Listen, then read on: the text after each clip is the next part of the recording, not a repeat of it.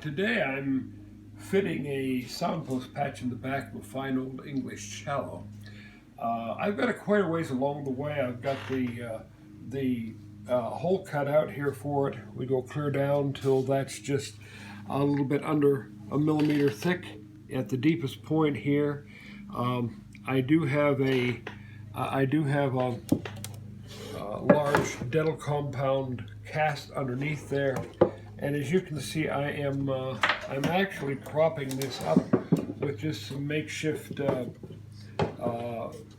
pieces just to keep it in line where I want to be, so that it's a little easier to work on.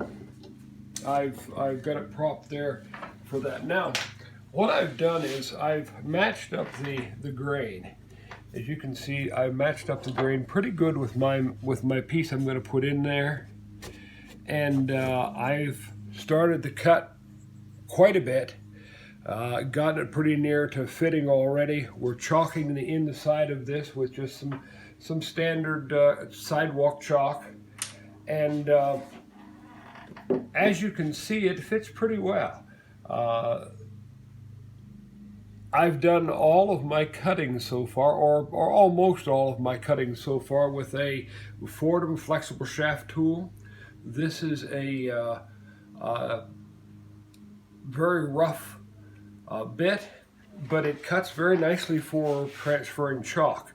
So I get it along the way till now here's a couple other things I'll notice. I put an arrow on here so I know what goes up. I also have marked this in 4 places with pencil, so that when I put it in, I put it back in the same position every time for chalking, and just move it very, very slightly, and you see where it's fitting now. You can see the transferring of the chalk. And then I can take my Fordham tool and just buzz off every place that has a little bit of chalk on it.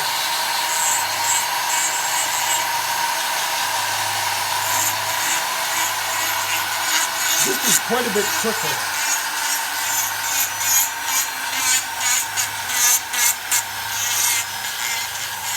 This is quite a bit quicker than trying to fit a maple patch by hand with all carving tools and scrapers. I do that when I'm doing a patch in the top, but maple's quite a bit different, a little harder to cut, and especially beautiful curly maple chips away. So the Fordham tool is not something that you want to avoid using. It's very good. You see, we get a little more fitting here, and we just buzz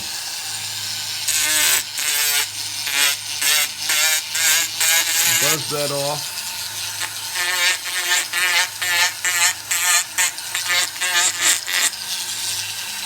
Well, be careful. This Fordham tool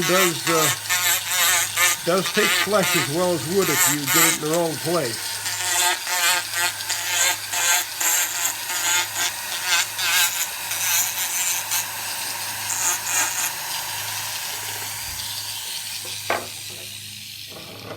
And we just continue to fit until, and if it rocks at all, you can push on both ends of it here and see if it rocks at all. If it rocks, you can sort of mark the high places in your mind or with your finger here and flip it over and knock off that high place. But this patch here I've got so it's not actually rocking at all. It's just it's sitting right down in there. Coming along quite good, and I'll show you scraping in the next little clip here that I do. Call from Grandpa